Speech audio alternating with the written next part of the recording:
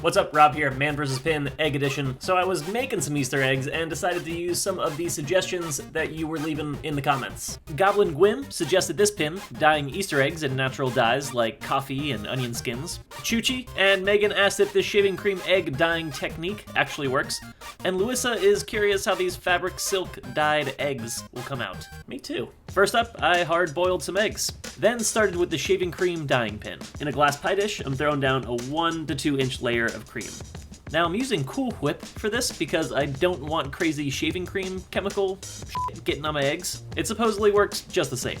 Then I grabbed some food coloring, which probably has some crazy chemical shit in it anyways, and applied small drops of each color randomly on top of the cream. Alright, you ready for some awesomeness? I took out a chopstick and just started playing around making cool swirls of color and cool designs and really just having a little too good of a time.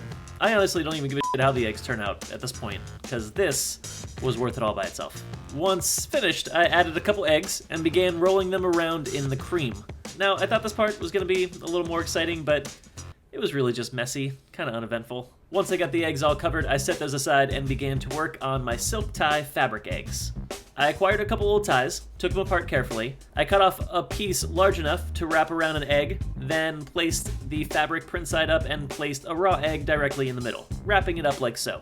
I twisted a twist tie around it and then took a piece of cheesecloth and wrapped it up a second time, and again, twisted it together. You put the second bit of fabric around it, I guess, to hold the color in, or something like that, so just be sure to do that. I repeated that process to a second egg, then added them both to an enameled pot, along with some water and vinegar, and proceeded to hard-boil them roughly for about 30 minutes. Next up, the natural egg dyeing pin. Alright, let's get through this. Coffee. I brewed 1 strong cup, added a tablespoon of white vinegar, and added my egg. Turmeric. Took 1 tablespoon of turmeric, added it to 1 cup of hot boiling water, stirred, added some white vinegar, added my egg.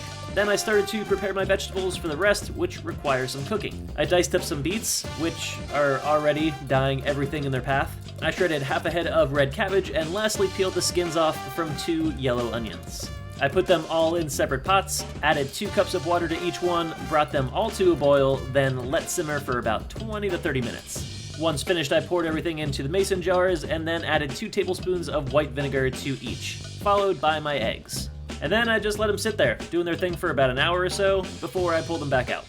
Alright, let's check out the final products here, the whipped cream eggs. I took them out of there, washed them off, and after all that, they look pretty cool. Kind of like a marbled tie-dye-ish kind of color. I'm into it. Not as dark as I thought they would be, but still pretty decent. I took the eggs, wrapped with the silk ties, out of the water, let them cool off, unwrapped them, and I have to admit that these are pretty fucking sweet. The cheesecloth caused this crazy matrix pattern on the eggs, which I thought was pretty cool. Now, it doesn't look the fanciest around where you kind of twist tie everything together, but then that just becomes the back of the egg. You don't even worry about it. Alright, lastly, the natural dyes. Coffee. Alright, it's brown, as expected. Turmeric. This came out a nice solid yellow. Nothing to complain about. The beets, now they turned this egg red, obviously. However, the color was almost like a film covering the egg, so the more that you kind of touched it, the shittier it looked. Same goes for the red cabbage. It turned the egg this cool blue color, but gets messed up once you start to touch it. The yellow onion actually took this egg as far as orange, which was kind of unexpected. Thought it was going to be yellow. No film, no nothing. All in all, a pretty good looking set of eggs. Better than not having colored Easter eggs. That's for damn sure. Got a favorite egg dyeing trick of your own? Tell us about it in the comments below. Leave any other pins of interest that you may find down there as well. We'll see you next week.